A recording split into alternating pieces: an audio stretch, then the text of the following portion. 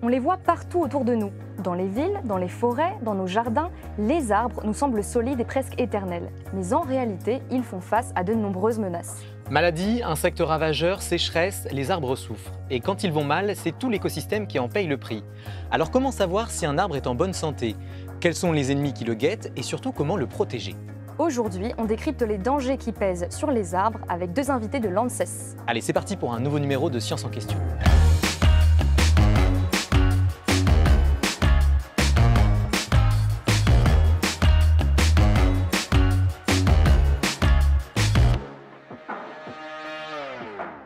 Salut à toutes et à tous, on est heureux de vous retrouver pour un nouveau numéro de Science en question, cette fois dédié à la santé des arbres. Pour nous aider aujourd'hui à débroussailler le sujet, on est accompagné de deux experts de l'ANSES. Bonjour à tous les deux et bienvenue. Bonjour. Alors Géraldine Antoine, vous êtes directrice du laboratoire de la santé des végétaux, directrice adjointe du laboratoire de la santé des végétaux à l'ANSES. C'est ça. Et Renaud Ios, vous êtes chef de l'unité de mycologie dans ce même laboratoire. Alors pour commencer Géraldine, et pour bien comprendre surtout l'enjeu qu'il y a autour de la santé des arbres, est-ce que vous pourriez nous rappeler les nombreux services qu'ils nous rendent au quotidien? Alors les arbres, on pense avant tout à la forêt, mais en fait, il faut bien identifier que les arbres, c'est aussi une production, par exemple la production alimentaire au travers des fruits. C'est aussi ce qu'on appelle des services écosystémiques, le fait de pouvoir accéder à la forêt en tant que loisir, mais c'est aussi de la production primaire en tant que bois qu'on va pouvoir utiliser. Et des fois, on l'oublie d'une façon un peu plus exotique, les palmiers, qui sont aussi un aspect culturel, touristique, mais aussi agréable pour des plages, pour nos territoires ultramarins. Ok, donc ils ont plusieurs fonctions. Tout à fait. Alors avant d'aller un peu plus loin, voyons un peu ce que le public connaît sur le sujet. On est allé faire un petit sondage dans les rues de Paris pour leur demander s'ils savaient ce qu'était un bioagresseur. Et comme on est sympa, on leur a donné plusieurs propositions de réponse. A, un organisme vivant qui attaque les plantes. B, un parasite qui s'en prend au bétail. C, un astéroïde assez grand pour détruire la Terre. Ou D, quelqu'un qui vandalise les magasins bio. Je vous laisse regarder ce que les passants ont répondu. Je dirais plutôt la 1 ou la 2 du coup. Vous m'avez dit contre le bétail soit ou... un organisme qui s'attaque aux plantes, Ouais, soit un parasite qui s'en prend au bétail. je dirais le premier. Je pense que c'est le premier. Ouais, c'est la A. Ouais, la A, La enfin, A. le tout premier. Oui, un organisme vivant qui attaque les plantes. La première, là, c'est quoi déjà? Un organisme vivant qui attaque les plantes. Ah, c'est un organisme qui attaque les plantes. Ouais. Pourquoi vous avez répondu ça? Bioagresseur, je sais pas, bio. Ouais. Bio. Biologique La ou vie, agresseur au niveau de l'agression, je pense que ouais, ça peut correspondre. Parasite. Le parasite, Ouais. donc la deuxième. Ouais, deuxième réponse. Ouais. La même chose. Bon, la réponse qui revient le plus, c'est la réponse A. Un organisme vivant qui attaque les plantes, ça concorde. Ouais, je dis quand même, on a quand même été vachement sympa sur les propositions Oui, de réponse oui, oui. aussi, donc ça a aidé, On j'imagine. les a aidés et ça concorde avec le quiz qu'on a aussi posté sur Instagram. C'est bien sûr la bonne réponse. Renaud, est-ce que vous pouvez nous en dire un peu plus et nous donner des exemples de bioagresseurs? Alors, on appelle ça plutôt des bioagresseurs parce qu'en santé animale ou animale, on va parler plutôt de pathogènes ou d'agents pathogènes. Et la différence chez les plantes, les bioagresseurs comprennent aussi des micro-organismes et des macro-organismes, c'est-à-dire par exemple des nématodes ou des insectes, ce qu'on trouve rarement en santé animale ou en santé humaine. Donc c'est effectivement des organismes vivants qui s'attaquent aux plantes, mais à différentes échelles en fait. D'accord. Préciser qu'un nématode, c'est un ver qui est Un nématode, microscopique. c'est un ver, on le précise. Alors justement, on va prendre deux exemples de bioagresseurs pour bien comprendre quelles menaces ils représentent pour les arbres. Je vous propose qu'on en discute tout de suite dans le Science en Action.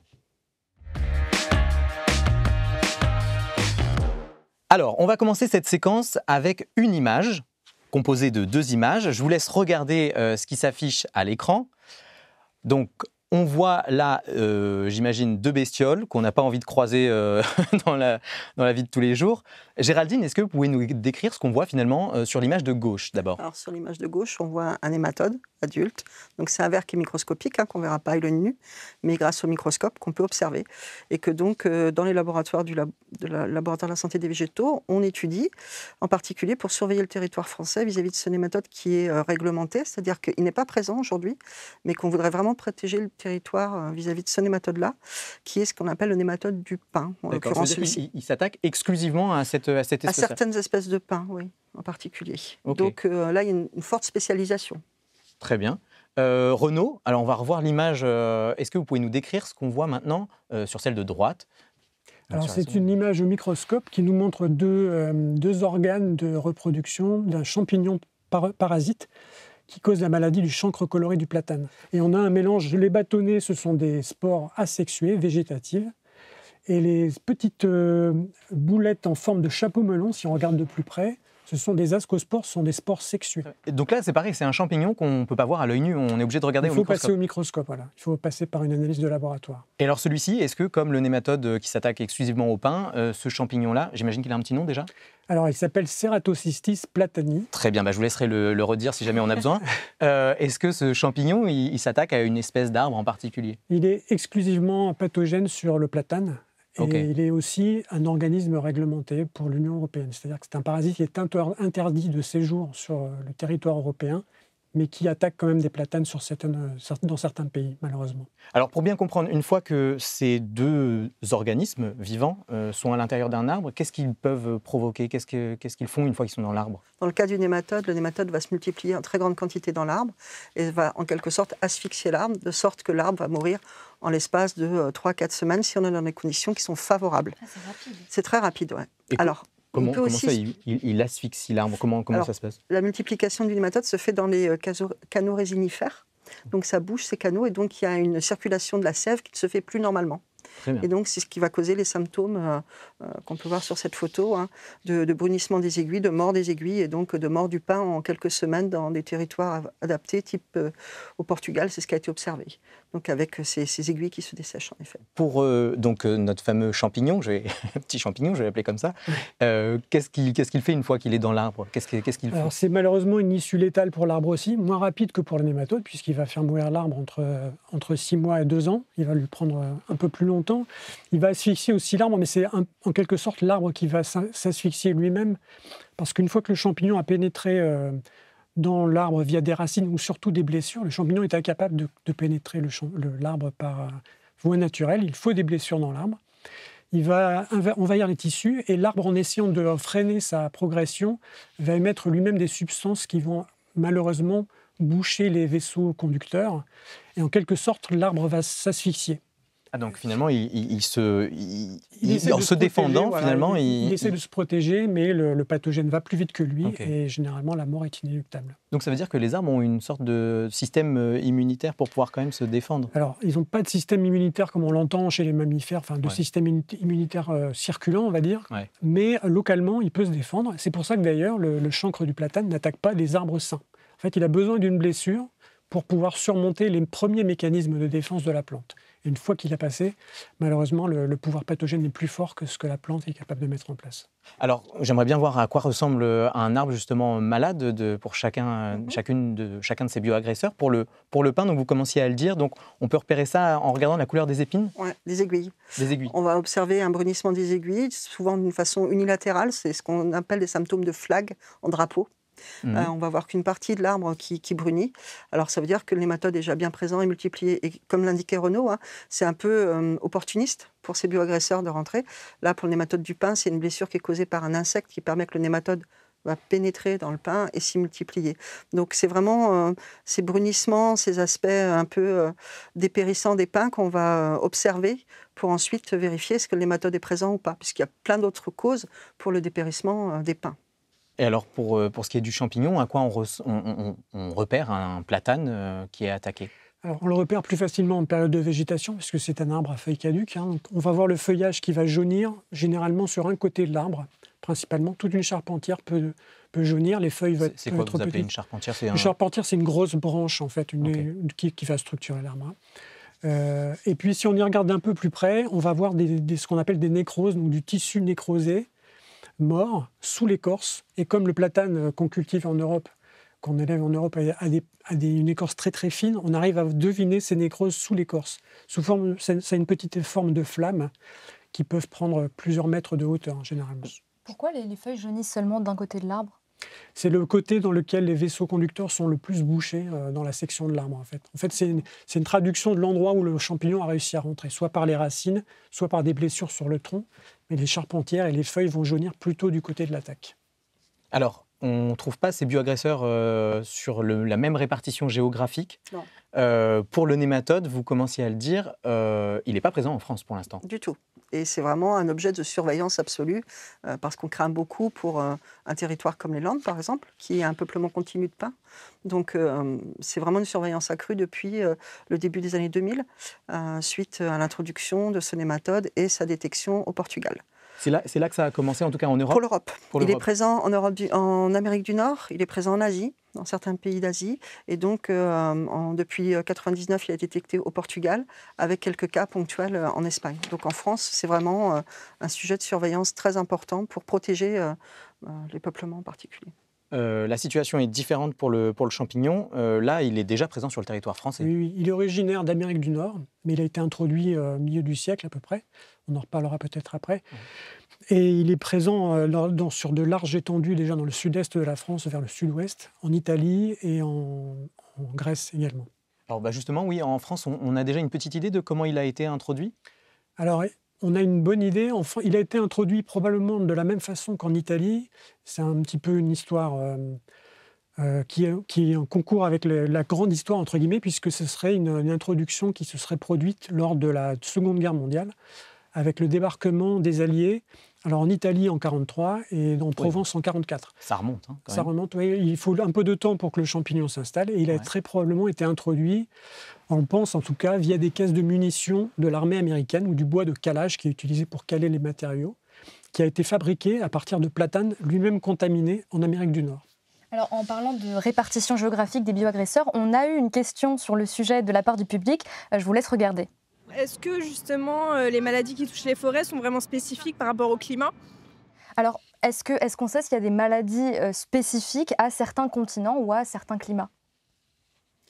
Alors, il y a des maladies, en fait, toutes les maladies existent partout, mais généralement, elles coexistent assez paisiblement avec leurs plantes hôtes. Et le problème se pose lorsqu'on va changer quelque chose dans cet écosystème. C'est-à-dire, soit on va apporter les parasites en dehors de leur aire d'origine de répartition. C'est ce qu'on fait lorsqu'on importe des végétaux ornementaux pour nos jardins, qu'on importe des semences. Ces végétaux peuvent être contaminés et les pathogènes qui sont transportés par ces végétaux vont se retrouver exposés à des plantes hôtes qu'on appelle naïves, puisqu'elles n'ont pas coévolué avec ces parasites. Et de fait, pour généraliser, elles sont extrêmement sensibles. Et la maladie est beaucoup plus violente lorsqu'on change de continent, en fait. Donc, ce n'est pas tant le continent initial, mais plutôt où est-ce qu'on déplace le bioagresseur. Et les conditions qui vont être retrouvées. C'est pour ça que je disais en Europe, sud de l'Europe, l'expression du nématode du pin va être forte. Nord de l'Europe, l'expression des symptômes va être faible, même si le nématode est présent. Donc, comme indiquait Renaud, l'organisme peut être présent sans poser de problème parce qu'il n'y a pas d'impact économique, il n'y a pas d'impact culturel. Mais par contre, dès qu'il y en a, parce que les conditions sont plus favorables. On sait maintenant où ils sont répartis à peu près. Est-ce qu'on sait, une fois qu'ils sont sur le territoire, comment ils se propagent d'un arbre à l'autre ? Pour les nématodes, je crois qu'ils ne voyagent pas seuls, en fait. Non, ils ne voyagent pas seuls. Ils font ce qu'on appelle du hitchhiking, c'est-à-dire qu'ils profitent d'un insecte vecteur pour le transporter. Donc, il y a un certain nombre d'organismes qui sont ce qu'on appelle vectés, qui utilisent un insecte le plus souvent, mais ça peut être d'autres organismes, pour les transporter. Donc, c'est une dissémination passive en utilisant un autre organisme, mais qui est extrêmement efficace. Dans le cas du nématode du pin, l'insecte, en l'occurrence, c'est un monocamus, enfin le genre monocamus. C'est ce qu'on voit à l'image Gallo provincialis, que vous voyez à l'image, et qui a la possibilité quand même de voler sur plusieurs kilomètres. Et ça, c'est pas quand il a le vent derrière lui qui le pousse, quand on est par exemple dans la forêt des Landes avec les vents d'Atlantique. Donc ça veut dire qu'il peut y avoir vraiment des grandes distances parcourues et donc la possibilité de transporter le nématode sur des distances vraiment importantes. Et je pense que c'est vrai encore plus dans le cas des champignons avec les spores qui peuvent être portés par le courant d'air. Nous, le chancre du platane, le Ceratocystis platani, se disperse à très petite distance, en fait. Okay. La plus facile des façons de se propager pour lui, c'est de racine à racine. Il va contaminer un arbre infecté vers un arbre sain, en passant par les racines, parce que les racines des platanes se fusionnent. On appelle ça l'anastomose racinaire. Et le champignon va suivre, en fait, cette anastomose et passer d'un sujet infecté à sain. Ensuite, il y a le plus gros vecteur de ce champignon, finalement, c'est l'homme, puisque c'est lui qui va transporter du matériel végétal contaminé d'un lieu où le champignon est présent vers un lieu complètement sain. Donc c'est ce qui se passe en ce moment en France, par exemple, où les entreprises qui font de l'élagage ou de la taille de platane sont très surveillés et on leur demande de désinfecter très fortement leur matériel de taille parce qu'on va être capable d'inoculer un platane sain en le taillant avec des outils qui auront servi à tailler un platane infecté qui n'auront pas été décontaminés. Donc là, c'est plus une contamination de proche en proche quand même. C'est plus localisé en tout cas. Ça peut aller assez loin. Il y a des chantiers d'élagage qui se produisent sur des centaines de kilomètres. En Grèce, par exemple, on a une espèce de saignée de platane contaminé qui est issu d'un chantier de taille qui a été organisé pour nettoyer des lignes électriques à de haut voltage. Et en fait, on suit parfaitement la progression de la maladie le long de ces lignes de courant. En fait. Impressionnant. Géraldine, je reviens quand même sur le nématode pour bien comprendre. Parce que donc, il est transporté par c'est l'insecte, un coléoptère. Mais comment il peut infecter l'arbre? Alors en fait, l'insecte va émerger d'une pupe. Cet insecte, il est tout frais, il va prendre première prise de nourriture. Et lors de cette prise de nourriture, en fait, il vient mordre les aiguilles de pin. Et quand il mord dans ces aiguilles de pin pour se nourrir, il crée des blessures. Et le nématode sort des trachées de l'insecte pour aller envahir justement l'aiguille. Et après, descendre dans l'arbre et se multiplier dans l'arbre. Donc c'est un système assez élaboré, en l'occurrence. Mais après, je reviens sur ce qu'a dit Renaud. L'action de l'humain sur la dispersion des organismes, des bioagresseurs, globalement, est extrêmement prépondérante. Extrêmement prépondérante. Et alors, c'est là que l'ANSES intervient, que vous pouvez avoir une action Alors nous, on intervient beaucoup plus sur la partie analyse. Donc on est un des maillons de l'ensemble du processus de surveillance. On est amené aussi, dans les activités de l'ANSES, à faire des recommandations, puisqu'il y a une activité d'expertise sur les risques biologiques, et donc de faire des recommandations auprès de différentes tutelles ou de parties prenantes pour indiquer, par rapport à un risque, quels recommandations on peut faire pour gérer ce risque. Géraldine, concernant le nématode du pin, est-ce qu'on risque de le voir quand même arriver en France ou est-ce que c'est une question de temps ou finalement, est-ce qu'on est protégé quand même? On surveille depuis 2001, donc ça fait quand même plus de 20 ans. On est obligé en plus d'avoir une stratégie, l'État français est obligé d'avoir une stratégie extrêmement flexible puisque les risques d'entrée sont multiples. Alors tu as évoqué Renaud, par exemple les caisses en bois de munitions à une époque, et ça reste un risque aussi pour le nématode du pin. On introduit des maisons qui viennent du Canada par exemple, tout en bois, qui ont déjà représenté dans le passé un risque, on a pu en intercepter. Il y a aussi du bois qu'on dit de calage dans les bateaux. Il y a beaucoup de transports qui sont faits par le bateau. On utilise des bois de calage pour maintenir des marchandises. Et ce sont des bois qui sont généralement de pauvre qualité et susceptibles de ne pas avoir été traités correctement parce qu'il y a quand même une réglementation internationale sur ce sujet et que si elle n'est pas respectée, on prend des risques d'introduire des organismes qui sont présents très très loin et qui arrivent en Europe. Donc, dire qu'on va l'avoir, on a quand même la barrière des Pyrénées, qui crée une vraie barrière. Il y a eu des études qui ont été menées par des scientifiques français sur le fait que cette barrière était vraiment limitante sur la... C'est une barrière physique parce que finalement l'insecte ne peut pas, à une certaine altitude, j'imagine, sur des études survivre. de génétique, il a pu être montré qu'en effet, ça crée une barrière assez importante. Les collègues de l'INRAE en particulier ont pu démontrer ce genre de choses. Ça ne veut pas dire qu'il y a zéro risque, parce qu'en particulier, on peut avoir du bois qui transite depuis le Portugal vers les ports du sud de la France, sud-ouest, et contourné. Donc le risque n'est pas nul, mais en tout cas, il est relativement maîtrisé. Mais on a toujours cette inquiétude qu'on n'ait pas bien identifié une possibilité d'introduction ou une voie nouvelle qui existerait. Donc c'est là que vous intervenez justement pour évaluer les risques et un peu imaginer tous les scénarios possibles pour pouvoir... Alors, pas une partie de certains effectifs du laboratoire de la santé des végétaux qui interviennent sur l'évaluation du risque biologique, et les scientifiques des unités du laboratoire peuvent aussi contribuer à ces évaluations. Oui, Géraldine a parlé des analyses qu'on réalisait. En fait, le but aussi, c'est de pouvoir détecter de façon très précoce le parasite sur le terrain pour mettre en œuvre des mesures d'éradication. En fait, la seule façon qu'on a de lutter contre ce parasite, c'est d'éradiquer, de tuer dans l'œuf le parasite avant qu'il ne se propage plus en avant. En fait. Alors, on va revenir sur le rôle de l'ANSES un peu plus tard dans l'émission. Mais peut-être qu'une bonne façon, finalement, de se protéger, c'est de se passer le mot. Si les arbres pouvaient se parler entre eux, c'est peut-être le cas, puisque Marine va nous parler de la communication entre les arbres. C'est le coup d'œil du jour.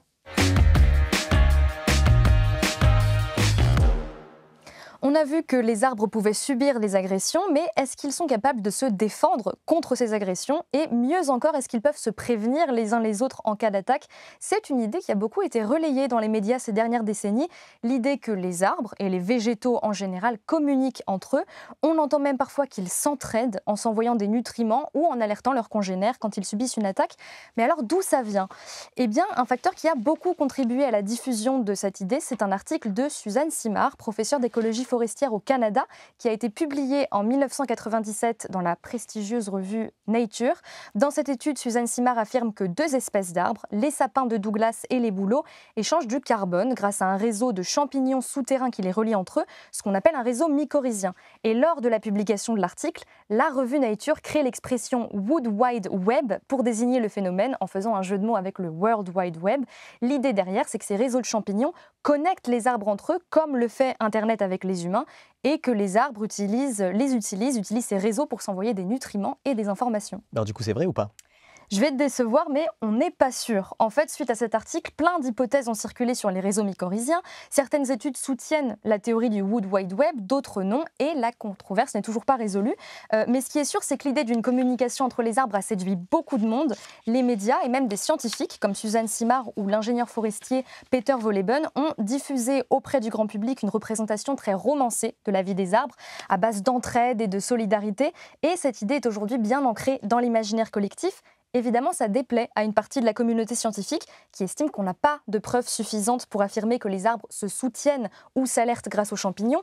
En février 2023, assez récemment, 3 chercheurs ont même publié un article pour dénoncer ce qu'ils appellent de la désinformation, en expliquant que les études qui suggèrent une telle communication n'étaient pas concluantes et que les résultats étaient souvent surinterprétés ou généralisés de façon abusive. Et alors, est-ce qu'à part les réseaux de champignons, on a d'autres pistes sur la communication entre les arbres? Alors oui, des études montrent que certains arbres émettent des signaux chimiques dans l'air au moment d'une agression, par exemple quand ils se font manger les feuilles par un insecte, et elles concluent que ça pourrait servir à déclencher des mécanismes de défense chez les arbres autour, mais là aussi, c'est controversé, on manque de preuves concrètes. Donc attention, même si c'est tentant de projeter nos émotions et nos comportements humains sur d'autres organismes, c'est pas forcément étayé scientifiquement. De toute façon, les arbres sont bien assez fascinants comme ça. Ils n'ont pas besoin de nous prouver qu'ils s'envoient des emails par champignons interposés. Bon, Renaud, qu'est-ce que vous pensez de ce Wood Wide Web en tant que mycologue? C'est une bonne image journalistique, j'allais dire, c'est très bien trouvé, mais effectivement, on manque de preuves pour pouvoir le démontrer formellement. Il est vrai que les réseaux de mycorhizes favorisent le transfert de nutriments, ça c'est leur fonction, hein, donc il n'y a pas de souci là-dessus. De là à faire circuler de l'information, je suis plus dubitatif, en effet. On ne sait pas si les arbres peuvent se prévenir en cas d'attaque, mais est-ce qu'ils peuvent se défendre ou se soigner tout seuls? Je vous propose d'écouter la question d'une passante à ce sujet. Typiquement, j'ai un arbre dans mon jardin où il y a des gros champignons. Et c'est vrai que j'ai laissé faire en me disant que c'est la nature. Et en fait, il est en train de bouffer mon arbre. Donc, évidemment, c'est ce qu'on doit faire confiance à la nature et laisser faire. Moi, je crois que si l'arbre a laissé le champignon monter, c'est que ça devait se faire. Et en même temps, je suis triste parce que c'est un mirabellier. Et en fait, je vois que de l'intérieur, il est en train de mourir. Donc, la limite entre laisser faire la nature et intervenir. Bon, alors, la grande question, Géraldine, est-ce qu'il faut laisser faire ou intervenir? Le contexte va faire qu'on va laisser faire, on va intervenir. Parce que là, on est sur de l'ornement, dans un jardin privé. La valeur que la personne accorde à cette plante, qu'est-ce qu'elle va vouloir en faire, voilà. Après, il y a un équilibre, en effet. Hein. Alors, de là à dire que les plantes peuvent se défendre, il y a des travaux qui sont faits sur des éliciteurs qui vont favoriser les défenses, que tu as expliqué tout à l'heure, hein, les défenses possibles des plantes. Maintenant, il y a un équilibre. Donc, oui, il faut le mettre dans le contexte et voir quel est l'enjeu autour. Quand on est sur une production type une production fruitière, en effet, on va vouloir préserver la production puisqu'il y a un capital économique. Quand on est dans un jardin privé ou à l'inverse, quand on est sur un arbre qui a une valeur patrimoniale, on a des arbres remarquables en France qu'on veut préserver parce qu'on leur a accordé soit une valeur particulière, soit parce que ce sont des arbres qu'on a pu dater comme étant très vieux.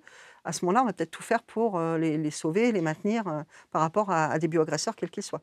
Malheureusement, pour cette dame et son mirabellier, si on a des carpophores déjà visibles, donc des consoles de fructification du champignon à l'extérieur, c'est qu'il y a déjà des kilomètres de réseau de mycélium à l'intérieur de l'arbre qu'on ne voit pas et que l'infection est déjà très prononcée. Donc il y a peu d'espoir.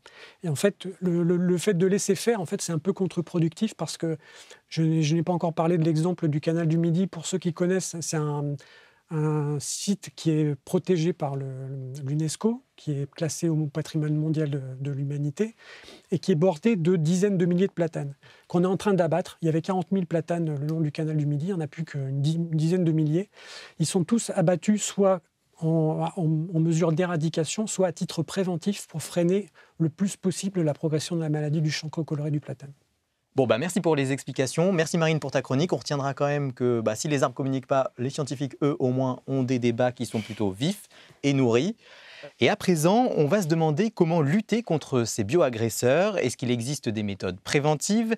Et quand l'épidémie est bien installée, est-ce qu'on peut limiter les ravages? On en discute avec nos deux invités dans l'esprit d'équipe.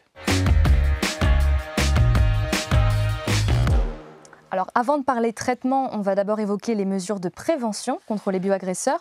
Une des méthodes, c'est tout simplement d'empêcher l'introduction des bioagresseurs sur le territoire. On l'a dit, les bioagresseurs peuvent arriver par des emballages, des boîtes calage. Alors, Géraldine, comment on s'y prend pour limiter cette introduction? Est-ce que ça passe par des lois, par des contrôles aux frontières? Alors, la France fait partie du territoire européen et donc est régie par des textes de l'Union européenne, qui en effet définissent un certain nombre d'organismes qui sont interdits. Alors, ils peuvent être déjà présents, mais on limite leur dispersion, ou sont interdits d'introduction. Donc, on peut avoir des marchandises qui sont interdites pour éviter l'introduction d'organismes. Donc, globalement, ça va être un contrôle aux frontières de l'espace européen. Et donc, la France s'est dotée d'un certain nombre de points pour lesquels les services de l'État, donc du ministère de l'Agriculture, sont chargés de la surveillance à l'introduction. Donc ça peut être à l'aéroport, puisqu'il y a des marchandises qui arrivent à l'aéroport, dans les ports en particulier. Et donc c'est encore la meilleure façon de faire, même si le taux d'échantillonnage par rapport à tout ce qui arrive, forcément, on ne peut pas surveiller 100% des marchandises qui sont introduites. Et donc il n'y a pas de contrôles qui sont faits vraiment aux frontières françaises, c'est au niveau de l'Union européenne seulement? Alors, l'Union européenne, la France fait partie de ce territoire et par exemple toutes nos côtes sont limites du territoire européen. Donc, et puis les entrées aux aéroports, ce sont des entrées, ce qu'on appelle nous les pays tiers en dehors de l'Union européenne, sur les territoires européens. Donc tous ces cas-là sont envisagés pour faire un contrôle à l'import. Et on parlait de différents types de marchandises. Est-ce qu'il y a aussi vraiment des arbres qu'on ne peut pas importer sur le sol de l'Union européenne? Alors, des arbres en tant que tels, à ma connaissance, il y a des cas exceptionnels où il y a pu y avoir l'introduction d'arbres, par exemple, suite à la tempête de 99, où il y a pu avoir des dons pour justement repeupler, replanter, par exemple dans le parc de Château de Versailles, me semble-t-il. Ça, c'est exceptionnel, mais normalement, les types de plantes qui sont... Des dons qui avaient été faits par qui? Les États-Unis, de mémoire. Okay. Et de fait, certaines marchandises sont prohibées, c'est-à-dire qu'elles sont interdites à l'import. Donc, les arbres taille adulte ne le sont pas spécialement autorisés, me semble-t-il. Par exemple, vous avez par exemple les plants d'arbres qui, eux, peuvent faire l'objet d'un commerce, mais sont réglementés par des règles qui sont spécifiques, où un certain nombre d'organismes doivent être vérifiés avant même d'être envoyés vers le territoire européen, et donc la France. C'est efficace, ce filtre à l'entrée? C'est un petit peu délicat comme question posée comme ça. Disons qu'en tout cas, chaque État membre de l'Union européenne se dote des meilleurs moyens pour le faire, doit rendre compte tous les ans à la Commission européenne si cette surveillance est organisée et dans quelles conditions et ce qui a pu être détecté. Il y a aussi une communication qui est forte entre les États membres pour dire ce qui a été détecté. Et c'est autant de sujets d'alerte s'il y a des choses qui se passent chez les voisins, de se dire est-ce qu'il y a un risque pour nous aussi. Est-ce qu'il y a des filières de marchandises qui sont plus sensibles par rapport à d'autres et qu'on va surveiller en priorité ? Alors, sur les arbres à proprement parler, moi, ça ne me semble pas être de mon expérience, ce que j'ai pu s'identifier. Par contre, ce qu'on appelle des plants pour planter, donc des plantules de plantes ornementales, de plants légumiers, là, en effet, souvent, ça peut être à risque. Quelque chose qui est aussi à risque, ce sont les bonsaïs, puisque ce sont des plantes qui ont vécu longtemps et qu'on va rempoter d'une certaine façon pour les envoyer, pour faire du commerce et les recevoir, nous, en Europe, pour les acheter. Ce sont des plantes à risque. Les fleurs coupées, il ne faut pas sous-estimer que même sur des fleurs coupées, on peut aussi avoir des organismes nuisibles. Donc là, on commence à s'éloigner des arbres. Mais en fait, ce qu'il faut savoir, c'est que toutes ces plantes qu'on peut introduire à un moment ou à un autre, on a le risque aussi d'introduire des organismes qui vont être défavorables et donc des bioagresseurs pour les arbres en l'occurrence. Donc les arbres, on pense toujours aux forêts, mais les arbres en milieu urbain aussi. On contrôle aussi les bagages des particuliers, par exemple, qui reviennent de vacances. C'est des choses qui existent ?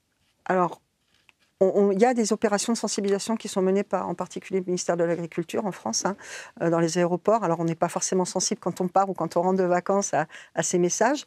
Il y a différents messages qui existent via YouTube ou autres pour sensibiliser de ne pas risquer d'introduire des organismes nuisibles quand on revient de vacances. Oui, nous, c'est un message qu'on peut faire passer dans cette émission, c'est complètement. que apporter une bouture, une plante ou même du sol, de la terre, en provenance Surtout pas du sol. de l'étranger, c'est pas forcément la meilleure idée du monde. Tu ramènes souvent de la terre, toi? Non, mais Du écoute, sable. il y a des passionnés. Du sable, vous pouvez Même apporter le du sable, sable ouais. parce qu'on trouve ça joli, mais on ne sait pas ce qu'il y a dans le sable. On a l'expérience, alors j'ai plus le nom exact d'un insecte, qui avait été une ponte d'un papillon sur un galet, en fait, sur une pierre, et qui avait été ramené comme ça et introduit dans un pays. Ah, donc Donc, l'éclair aussi. parce qu'il y a eu la ponte de l'insecte dessus. Donc, en effet, gardez vos meilleurs rêves et vos meilleurs, vos meilleurs prend des souvenirs. photos, ça Voilà, sera bien. prendre des photos. Mais même votre esprit, voilà, gardez des meilleurs souvenirs, évitez en fait d'introduire des organismes indirectement. Alors maintenant, concernant les bioagresseurs qui sont déjà sur le territoire français, il y a des systèmes de surveillance. Combien d'organismes sont surveillés aujourd'hui en France ? Alors, la réglementation européenne liste près de 400 organismes. C'est beaucoup quand même. C'est beaucoup. Alors, je vais être honnête, tous ne sont pas surveillés en même temps, mais en tout cas font l'objet d'une surveillance. Ça, c'est pour les organismes pour protéger le territoire européen, sachant qu'on peut être amené aussi à surveiller d'autres organismes, parce que la France ou d'autres pays de l'Union européenne exportent des produits vers d'autres pays du reste du monde. Donc, on surveille en plus d'autres organismes. Et donc, c'est une surveillance qui est partagée entre différents acteurs. Nous, laboratoire, on intervient vraiment sur la partie analyse, quand il y a lieu de faire des analyses. C'est pas l'ANSES qui élabore les plans de surveillance aujourd'hui? Non, du tout. Non. On peut contribuer à apporter une expertise technique, c'est ce qui est fait très régulièrement, sur la pertinence de telle surveillance, pourquoi telle culture sera surveillée et pas telle autre, qu'est-ce qui est pertinent. Et très souvent, je pense que les scientifiques du laboratoire sont amenés à préciser, là, c'est peut-être pas pertinent, là, au contraire, il faudrait être plus vigilant. On a des cas d'introduction, par exemple, en ce moment, de curcuma, où on sait qu'il y a peut-être un risque sur une bactérie donnée. Donc, une surveillance accrue à l'import, pour le coup. Mais la surveillance du territoire, oui, on intervient aussi pour donner notre avis, on va dire. Mais... En complément de ce que dit Géraldine, il faut bien comprendre que ça se fait à l'échelle européenne, parce que la France travaille aussi pour les autres pays membres, puisqu'on est une des voies d'introduction, mais la Belgique, les Pays-Bas, l'Allemagne importent aussi des choses. Et en fait, quand on se protège, nous, on protège aussi les autres et vice-versa. Ouais. Et la France est un territoire qui est largement traversé par des marchandises qui viennent de l'Europe de l'Est pour aller jusque dans l'Europe du Sud, Espagne, Portugal, et dans le sens inverse aussi. Donc voilà, il y a beaucoup de trafic routier, de partage de marchandises, et donc des risques aussi accrus. Est-ce que vous êtes en communication avec d'autres entités, d'autres organismes comme l'ANSES, mais dans les pays voisins ? On a des homologues. Alors, le laboratoire de Renault, en particulier, porteur d'un mandat de laboratoire de référence de l'Union européenne pour les champignons, justement. Et donc, on a nos homologues avec qui on est amené à travailler, Renault, de façon très régulière. L'idée, en fait, c'est de garantir que les contrôles et la surveillance du territoire sera faite de la même façon, avec la même pertinence dans tous les pays. Donc, on travaille tous avec les mêmes méthodes de détection, des méthodes qui seront sensibles et fiables, pour être sûr de ne pas rater les introductions de parasites de quelques pays qu'elles arrivent. En fait. Et justement, en parlant de ces méthodes de surveillance, est-ce que vous pouvez nous en dire un peu plus, nous donner quelques exemples? Par exemple, pour le nématode du pain ou pour le chancre coloré dont on a parlé, comment est-ce qu'on les détecte? Alors, pour la partie chancre coloré du platane, le champignon dont on a parlé tout à l'heure, en fait, c'est l'apparition de symptômes qui vont être notés par les habitants eux-mêmes ou par les municipalités, parce que c'est un arbre qui est très planté dans les parcs et jardins. L'apparition de ces feuillages jaunissants et ces nécroses sur les arbres va les motiver à prévenir ce qu'on appelle les directions régionales de l'agriculture et de la forêt, qui ont des contrôleurs phytosanitaires. Il y a des personnes dont le métier, c'est voilà. D'aller surveiller ces symptômes-là. Ils vont aller vérifier la pertinence des symptômes. S'ils observent quelque chose qui pourrait faire penser à la maladie, ils vont faire un prélèvement, nous envoyer l'échantillon pour analyse ou un laboratoire qui est capable de le faire. Et si le résultat est positif, si on détecte bien le parasite en question, s'agissant d'un parasite de quarantaine, il y a obligation de lutte, obligation de destruction, d'éradication du foyer. En fait. Okay, donc nous, on peut faire des signalements en tant que citoyen. Vous êtes même obligé, d'après le code rural. Ah ouais. Oui. Chacun est normalement tenu de déclarer la présence. C'est bon à savoir. Et comment ça se passe? Donc vous le disiez, là, donc on va voir les directions. Un service régional. Ouais. D'accord. De l'alimentation, et qui a en particulier un service qui s'occupe de la santé des plantes. Et pour le nématode du pin, c'est une autre méthode de surveillance qui est utilisée. Est-ce que Alors vous pour les pouvez nous en nématodes du parler? pain, on utilise 2 approches. D'une part, je vous ai dit qu'il y avait le nématode était transporté par un vecteur qui était un insecte. Donc il y a une surveillance de cet insecte dans des zones qu'on dit à risque. Donc soit les pamplements de pin, soit aux alentours de zones à risque sont ports, aéroports, mais aussi les scieries. Enfin voilà, il y a eu un plan de surveillance qui a été construit par rapport aux risques et comment détecter précocement la présence du nématode en le détectant sur le vecteur.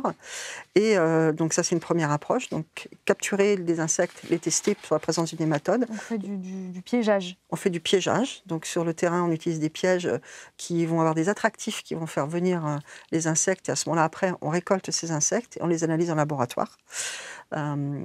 Et l'autre possibilité, c'est d'observer, comme on a indiqué tout à l'heure, vous avez montré des photos, des symptômes de dépérissement sur les arbres, et à ce moment-là, de prélever sur les arbres, dans le tronc de l'arbre, un prélèvement avec des copeaux de bois. Ces copeaux de bois sont analysés en laboratoire. On laisse migrer ces copeaux de bois dans de l'eau, les nématodes naturellement vont sortir, et on va pouvoir observer s'ils sont présents ou pas. Et on peut faire la même chose sur les bois de calage dont on parlait précédemment pour vérifier s'ils sont bien indemnes, ou les palettes, qui est aussi quelque chose de très important en termes de commerce et de produits qui va tourner partout dans le monde. Donc voilà, sur les méthodes de surveillance en lien avec le laboratoire. Mais juste préciser quand même que ces systèmes de surveillance, là on a focalisé sur 2 organismes, mais s'appuient vraiment sur ce qu'on appelle les inspecteurs phytosanitaires qui sont chargés, mais aussi c'est spécifique pour les herbes, pour tout ce qui est arbres et forêts, d'avoir un groupe d'observateurs qui sont reliés à l'ONF et qui observent les forêts, qui font des relevés sur plein de sujets différents, dont ces organismes qui sont nuisibles et réglementés. Rappelez-nous, l'ONF, c'est... L'Office national des forêts. Une fois qu'on a détecté une maladie ou une infestation et qu'on voit qu'il y a un problème, qu'est-ce qu'on fait? Comment on les traite? Est-ce qu'on les traite? Alors, le principe du parasite sur lesquels on travaille le plus, qui sont les parasites de quarantaine, c'est qu'ils sont par nature de quarantaine parce qu'on n'a pas de moyens de lutte, justement. On n'a pas de moyens de lutte chimique, on n'a pas de moyens de lutte génétique de plantes résistantes disponibles, on n'a pas de moyens culturaux. Donc la seule lutte qui existe, c'est l'éradication, c'est empêcher l'introduction dans un premier temps. Et si on n'y arrive pas, si on trouve quand même le parasite, c'est d'éradiquer, de tuer le plus rapidement possible la source d'inoculum pour éviter qu'il s'installe, qu'il se propage plus loin, malheureusement. Donc ça veut dire qu'on abat les arbres. On abat les arbres, et plus que les arbres, dans le cas du chancre coloré du platane, ce n'est pas un petit chantier, puisqu'il faut à la fois couper l'arbre, récupérer la sciure qui est elle-même infectieuse, déraciner, et il faut brûler tout ça. Parce que tout l'arbre est colonisé par le champignon, tout l'arbre est source d'inoculum et potentiellement contaminateur. Et pour d'autres types de bioagresseurs, est-ce qu'il existe des médicaments pour arbres avec des traitements, des fongicides, etc. Est-ce qu'on appliquerait sur les arbres? Alors, pour des applications foliaires, on pourrait l'imaginer un peu comme des traitements sur les champs de pommes de terre avec un petit pulvérisateur, mais vous imaginez l'échelle de l'arbre, c'est impossible physiquement, concrètement. C'est pas réalisable commercialement et écologiquement non plus, ça n'est pas acceptable. Donc en fait, il y a très peu de méthodes. On sait que le fongicide pour les champignons va ralentir la croissance, mais va rarement tuer, parce que le champignon, comme je vous l'ai expliqué, la plupart des champignons rentrent dans l'intérieur des structures et il est très difficile à atteindre. En fait. Donc on va juste ralentir la maladie, mais pas l'éradiquer. Il y a des contre-exemples, si je peux me permettre. Nématodes du pin, par exemple, au Japon, où il y a des arbres à valeur patrimoniale très forte, on va injecter des insecticides qui vont justement tuer les nématodes. Mais c'est vraiment des injections très précises pour des arbres qui ont une valeur. Voilà. Ça ne peut pas être une lutte très importante. Et une chose qui peut peut-être aussi être intéressante, c'est pour savoir pour justement les nématodes du pin aussi, quand on est amené à transporter des troncs d'arbres sur lesquels on suspecte qu'il y a des nématodes du pin, on peut mettre des filets qui sont traités aussi avec des insecticides pour protéger le transport de cette marchandise avec un risque infectieux jusqu'à un lieu où soit c'est traité, parce que dans le cas du nématode du pin, on peut traiter le bois à haute température, à cœur, pour justement garder la possibilité d'utiliser le bois, mais en annulant le risque de transmission. Sinon, la méthode rejoint ce qu'a décrit Renaud. Arrachage, on va rendre tout le bois en forme de chips de 3 cm maximum, et donc ça part après vers de l'industrie pour le chauffage. Et pour que, une fois qu'on ait par exemple abattu les arbres, le bioagresseur ne revienne pas, il y a des pays comme le Portugal qui ont remplacé des pins par exemple par des eucalyptus qui sont plus résistants. Est-ce que c'est une option qui est envisageable? Est-ce que c'est toujours une bonne idée? Alors, dans le cas du Portugal, ils ont remplacé par l'eucalyptus. C'était déjà une essence qui était en place, une essence qui croît vite et qui donc permet quand même économiquement que ce soit acceptable. Ils ont en parallèle mené des travaux aussi pour faire de la sélection variétale et avoir des pins qui soient capables de supporter l'attaque du nématode du pin. Je ne sais pas si on pourrait avoir la même approche, par exemple, sur la forêt des Landes, planter de l'eucalyptus. Et puis, l'eucalyptus, il y a d'autres soucis. C'est un arbre qui émet des gaz, qui peut s'inflammer très vite pour l'été. Donc, les feux de forêt, c'est quelque chose qu'on connaît déjà un peu, malheureusement. Ça peut créer d'autres problèmes. Voilà, ça peut créer d'autres problèmes. Donc, c'est vraiment envisagé au cas par cas. C'est pour ça que les peuplements denses et continus, ça peut toujours interroger dans le cas de bioagresseurs qui seraient très spécialisés en plus. En épidémiologie, on entend souvent dire que ce qui rend une population plus résistante aux maladies, c'est la diversité génétique, la diversité des espèces. C'est aussi le cas pour les arbres ? Oui, tout à fait. Par exemple, pour le chancre coloré du platane, l'essentiel de l'hécatombe vient du fait que la culture du platane en France, c'est une plante qui est plantée par bouturage et qui a un fond génétique très faible, très très peu varié. Et donc, en fait, quand un bioagresseur arrive, il se régale parce qu'il y a peu de diversité génétique, il va rencontrer peu de résistance et il va se propager très vite. Il y a quand même des clones qui ont été sélectionnés comme résistants, plus ou moins tolérants à la maladie, mais il faut qu'ils soient plantés dans des conditions bien particulières et éviter de le planter dans un endroit qui était infesté de maladies auparavant. En fait. L'idée, comme vous l'avez dit, c'est de diversifier les essences et ne pas remplacer avec une seule plante, une seule essence forestière, mais plutôt diversifiée. Bon alors il est temps de passer à notre prochaine séquence, le vrai ou faux, c'est parti.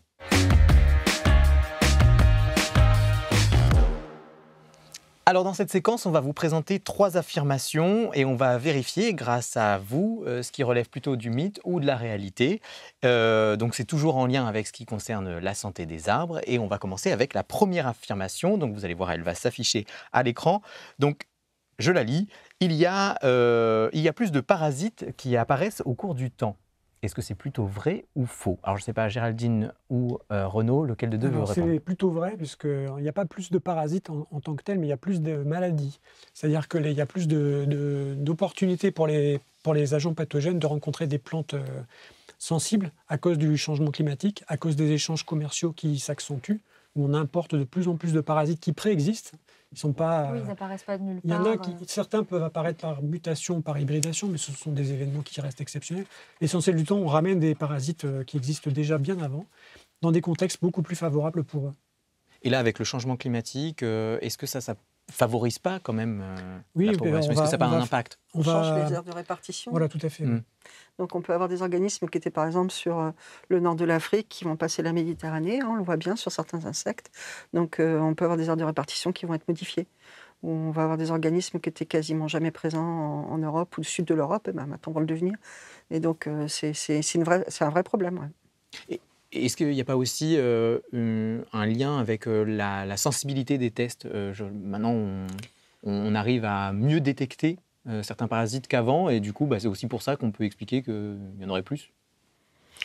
C'est pas faux qu'on a largement développé les techniques depuis l'avènement de tout ce qui est biologie moléculaire, test PCR. Enfin, c'est sûr qu'on est beaucoup plus sensible, sachant qu'il y avait quand même des techniques qui étaient beaucoup plus basées sur l'observation à une autre époque.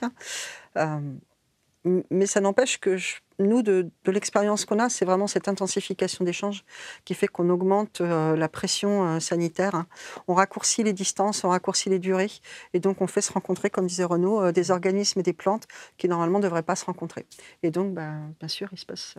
Les tests sont en effet plus sensibles. On utilise maintenant en routine des tests PCR comme ce qu'on a utilisé tous pendant la crise du Covid. Mais ils permettent d'avoir des résultats beaucoup plus rapidement et donc d'agir plus vite aussi. En fait, c'est surtout un gain de temps appréciable lorsqu'on importe, de ne pas conserver de la marchandise inutilement, des sources d'inoculum de maladies potentielles. On peut s'en occuper tout de suite, entre guillemets. Alors, on passe à la deuxième affirmation. Si on ne les coupe pas, tous les arbres peuvent vivre des centaines d'années. Là qu'est-ce qui est vrai, qu'est-ce qui est faux? Ça dépend de quels arbres on parle, de toute façon. Il y a des arbres... La façon dont on les conduit, dont on les utilise, fait qu'ils vont être dans des conditions qui leur sont favorables ou pas. Donc peut-être que naturellement, ils pourraient vivre longtemps, mais que la façon dont on les a mis en place, je sais qu'on avait échangé sur, par exemple, les haies de thuya, c'est pas forcément l'environnement le plus favorable pour chaque pied de thuya. Et tous les arbres ne sont pas faits pour vivre des centaines d'années. Non, faut bien faire la différence entre les différents arbres. C'est pour ça qu'au début, on a bien dit, il y a différents types d'arbres. La forêt, ok, mais il y a d'autres arbres. Et enfin, troisième et dernière affirmation, donc la santé des forêts françaises est de moins en moins bonne. Est-ce que c'est vrai ou faux, là encore? Alors, on a une augmentation des cas de ce qu'on appelle le dépérissement. Et c'est un phénomène qui est multifactoriel. En fait, ce n'est pas simplement les maladies, c'est aussi des affaiblissements des arbres suite aux épisodes de sécheresse répétés. Le changement climatique en est un acteur majeur. Donc, c'est une combinaison des deux, en fait, qui fait que globalement, les massifs forestiers qui n'ont pas cessé d'augmenter au cours du siècle, on n'a jamais eu autant de forêts en France, contrairement à ce qu'on peut penser. Il n'y a pas de déforestation, au contraire, il y a plus de plantations qu'avant. Mais en fait, ce mixte entre l'introduction de parasites exotiques, l'introduction de plantes qui ne sont pas originaires d'Europe aussi pour les cultiver, fait que les massifs forestiers sont parfois un peu plus sensibles qu'avant. C'est une perte de vue. Ouais, plutôt vrai, on pourrait dire une perte de vitalité, quoi, presque. Oui, alors c'est pas général, hein, mais c'est une tendance qu'on observe quand même. Ok. C'est une vraie préoccupation. Oui. Parfait. Bon, bah, merci beaucoup pour cet éclairage. On va maintenant s'intéresser à vos parcours respectifs. C'est notre séquence en coulisses.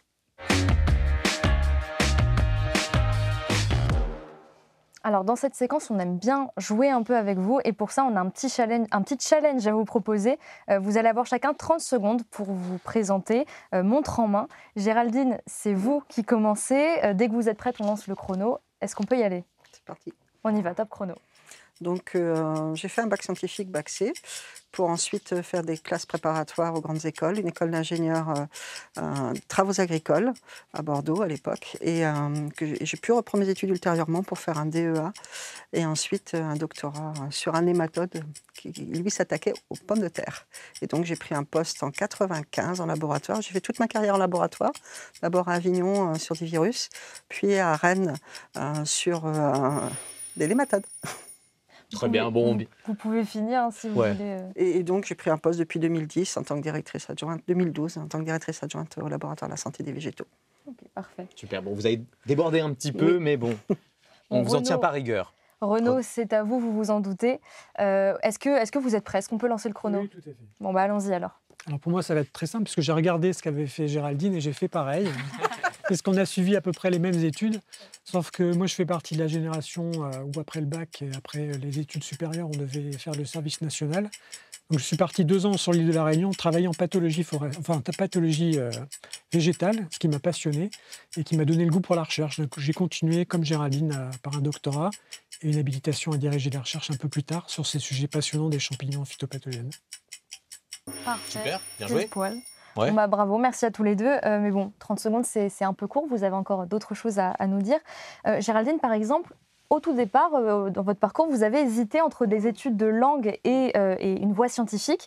Est-ce que cet intérêt pour les langues vous sert aujourd'hui dans votre métier? Au quotidien. Dans quel contexte? Alors, de part, déjà, on a évoqué, la France est dans l'Union européenne, donc on a un certain nombre de textes, d'échanges qu'on peut être amené à faire. Et l'usage de l'anglais est forcément le premier langage pour échanger avec les collègues. Moi, j'ai la chance de participer à des groupes d'experts aussi, sur les nématodes, mais au niveau international, mais aussi au niveau assurance qualité et diagnostic, qui couvre toutes les disciplines. Et donc là, de nouveau, maîtriser l'anglais est un avantage indéniable. Et vous avez pas mal voyagé dans le cadre professionnel? Oui, je pense que j'ai eu cette chance. Oui, de pouvoir voyager. Vous pouvez nous donner quelques destinations pour nous faire rêver? Une grande partie des pays d'Europe déjà, Ouais. mais l'Australie 2 fois, la Jamaïque, les États-Unis, la Chine, Shanghai, le Japon très récemment. Donc c'est une grande opportunité. Ouais. Est-ce que vous avez une anecdote, un souvenir à nous raconter? Alors, j'avais partagé avec vous qu'en effet, il y a un certain nombre d'années, on avait, dans le cadre d'échanges avec la Roumanie, un peu après leur entrée dans l'Union européenne, début des années 2000, j'ai eu la possibilité d'aller sur le terrain. Et en particulier, là-bas, les laboratoires étaient chargés aussi de distribuer les produits phytosanitaires auprès des monastères. Et donc, ça avait été assez épique de visiter ces différents monastères pour distribuer ces produits phytosanitaires. C'était vraiment une très belle opportunité de visiter des monastères qui n'étaient pas forcément ouverts au public, mais aussi de rencontrer, en l'occurrence là, c'était des femmes qui tenaient ce monastère et qui avaient une certaine truculence. Et donc, c'était vraiment des expériences en tant que particulier, je n'aurais jamais eu. Donc, oui, ça vous a ouvert les portes à des endroits où vous auriez pas complètement. forcément... Et c'est le cas à chaque fois. Pas, Voilà, à chaque fois, je pense qu'on a cette chance dans nos métiers de découvrir des cadres, des situations vraiment inattendues et vraiment très, très enrichissantes. Alors, aujourd'hui, vous êtes directrice adjointe, Mhm. donc j'imagine que vous devez avoir une vision d'ensemble et des connaissances sur l'ensemble des domaines qui concernent Alors, la santé des arbres. Je ne suis pas précise sur chaque domaine. Ouais. Moi, ma spécialité, j'ai fait un peu de virologie au début et puis beaucoup l'étude des nématodes. Mais par contre, dans mes fonctions, je suis obligée d'embrasser toutes les disciplines. Et donc, ça me permet, quand vous m'interrogez, d'avoir différents exemples, contrairement... C'est pas que Renaud n'ait pas les exemples, hein, mais Renaud est plus spécialisé sur les champignons. Et donc, je suis moins spécialisée que j'ai été. Mais ma volonté initialement, c'était vraiment de me spécialiser. Et qu'est-ce qui vous plaît le plus aujourd'hui dans votre métier? Le partage, en fait, la mise en réseau. Moi, je n'ai pas forcément la connaissance, mais je peux savoir qui c'est. Et donc, de mettre les gens en réseau et de maximiser les potentiels, en fait, en mettant en contact les gens avec nos sujets phytosanitaires, bien évidemment, et rendre service au service. Voilà, quoi. Renaud, vous, c'est dès le lycée que vous avez su que la recherche était faite pour vous. Qu'est-ce qui vous plaît aujourd'hui dans votre métier? Qu'est-ce que vous aimez? C'est le fait de jamais savoir à l'avance ce que je vais faire dans ma journée. Parce que, en fait, j'ai un planning comme tout le monde. Et puis, en fait, le matin, j'arrive, on a une découverte d'un nouveau pathogène, une alerte qui remonte du terrain, une nouvelle maladie qu'on ne connaissait pas. Et il faut s'y consacrer tout de suite. Donc, il faut mettre en place des projets, il faut encadrer des étudiants sur les sujets. Et c'est des sujets qui n'en finissent pas, en fait. Donc, on ne s'ennuie pas dans la recherche. Jamais. Alors, avant de diriger l'unité que vous dirigez actuellement à l'ANSES, vous avez fait une thèse pendant votre parcours. Est-ce que vous pouvez nous expliquer comment ça s'est fait? Et en fait, comme l'expliquait votre collègue, j'étais passionné par la recherche et je n'avais pas eu l'opportunité pendant mes études d'ingénieur de m'y consacrer vraiment. Et en fait, en travaillant dans le laboratoire de l'ANSES, qui s'appelait autrement à l'époque, mais peu importe, on collaborait beaucoup avec des unités de recherche de l'INRAE, c'est nos collègues au quotidien, hein, et ils m'ont passé un petit peu le goût de leur passion et surtout de leur sujet d'étude. Et à l'époque, il y avait un nouveau parasite invasif qui venait d'arriver en Europe de l'Ouest, et en France en particulier, qui était un Phytophthora, une espèce de champignon qui n'en est pas vraiment un, en fait. Et ils m'ont proposé de travailler sur ce sujet un peu plus profondément. Donc j'ai fait simplement une demande à ma tutelle, qui a été acceptée, et puis j'ai pu continuer mon travail en parallèle de ce travail de recherche plus approfondi. Donc vous avez cumulé à la fois un emploi et une thèse. Ouais. C'est facile de trouver son rythme quand on... Quand c'est la passion, on ne trouve pas ça difficile, en fait. Il faut juste arriver à conjuguer la vie personnelle, on va dire, plutôt. Mais la vie professionnelle, ça se fait tout seul, hein.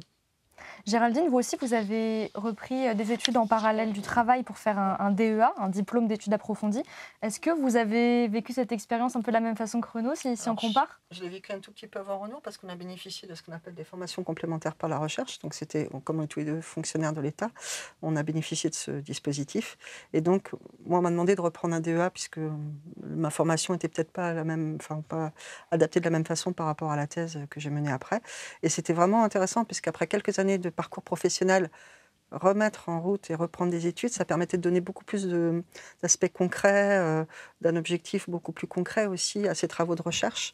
Et en effet, je suis d'accord que c'est très prenant, très très riche, mais par contre, c'est très riche d'enseignement aussi.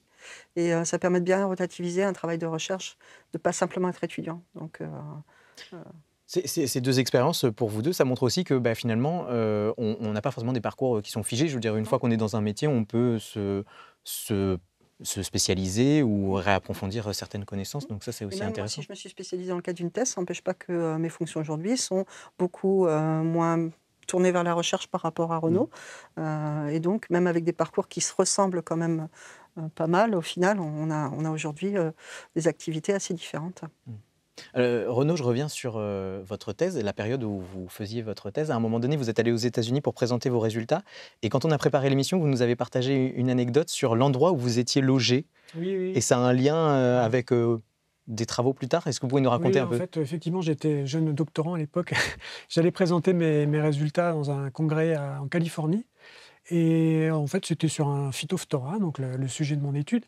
Et le matin, en me réveillant, on était logés dans des petits bungalows dans une forêt naturelle de pin radiata. Donc c'est un pin qu'on trouve peu en Europe, mais qui a été introduit maintenant pour sa culture, qui est assez productif, etc. Et en me réveillant le matin, je me suis aperçu que tous les pins étaient malades autour de moi par une maladie qui était en fait un parasite de quarantaine pour l'Union européenne. Donc c'était un autre champignon qui s'appelle un Fusarium circinatum, qui provoque des chancres résineux sur les pins.